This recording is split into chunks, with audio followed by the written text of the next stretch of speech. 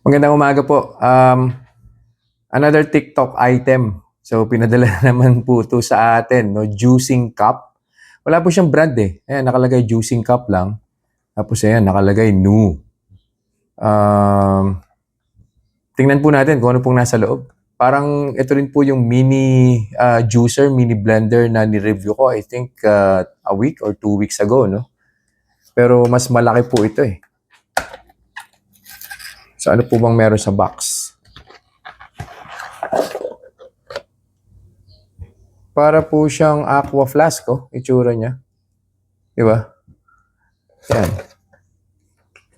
So, and it comes with, nakalimutan ko pong bagitin, meron po itong manual. I think yung manual nito is multilingual din.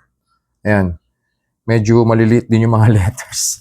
Kailangan magsalamin if you're going to read it. No? Tapos, meron po siyang kasamang USB cable, USB-A to C. Ayan, no? So, pang charge po nito, ibig sabihin, cordless po siya. Ayan. 1, 2, 3, 1, 2, 3, 4 blades po yan na magkakapatong sa loob. So, ibig sabihin, after you mix anything here, ready to drink na po siya. I-open na lang po itong lid. Inom na. Yan. So, ano pong meron dito sa harap? Power button. Yan. So, automatic may lumalabas po doon na 81. Ayan o, 81. I think yan po yung level nung battery charge. So, 81% pa siya. Ayan. So, detachable din po pala siya. Sorry. If you wanted to clean, ayan, nade-detach din po siya. But I don't think na po pwede po itong is-soak sa water. So, rinse lang po to. Pero mas maganda po niyan, lagyan nyo po siya ng soap and water. Tapos, paikutin nyo po siya. Ayan. And you have to make sure na super tight siya. Dapat naka-align to, itong transparent part na to, and itong pinaka user interface. Ayan. So, meron po siyang vegetables, merong fruit, merong ice crush, and then yung clean. So, pretty much ito yung clean kung lilinisin nyo po siya. No? Sabi ko nga, pwede nyo lagyan ng soap and water sa loob. Ayan. So, hindi po napipindot itong mga options na to. So, what you'll do is ito. Itong option. Ayan. P1, pumunta po siya sa vegetables. P2, fruit. P3, ice crush. P4, clean. Tapos kailangan nyo pong pindutin yung on and off. Ayan, kita nyo po siya. Seconds po yan. Tapos mag-i-stop po siya automatically. Pwede nyo rin naman pong i-stop siya manually. Ayan. Gumawa po tayo ng chocolate shake para sa diabetic.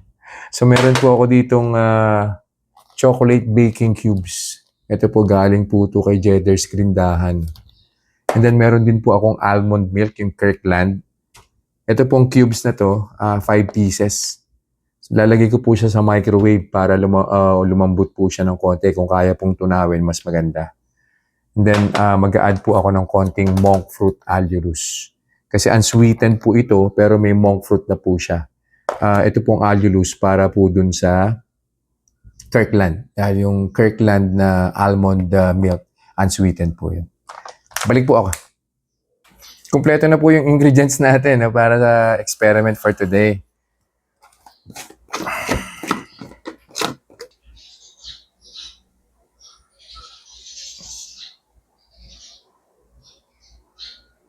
Ayan, half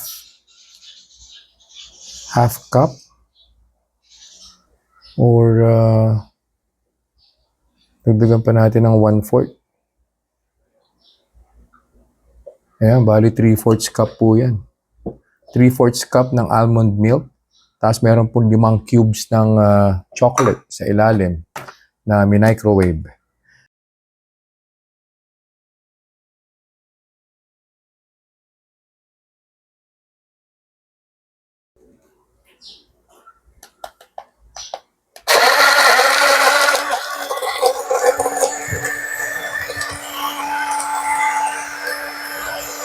Nakikita niyo po ba?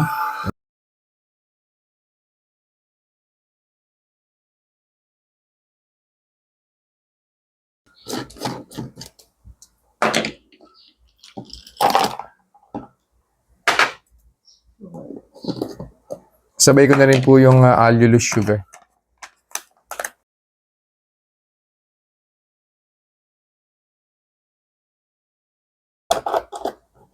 Ito po yung milk na ginamit Kirkland almond milk.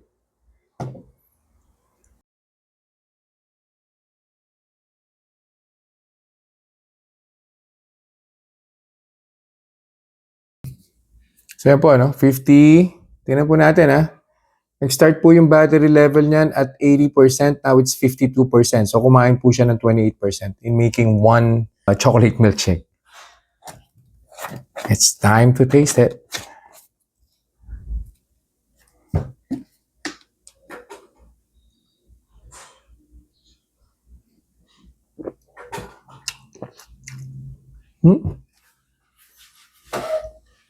Sarap Siyempre, ilalagay ko na rin po kung ano po yung naging epekto na itong chocolate milkshake.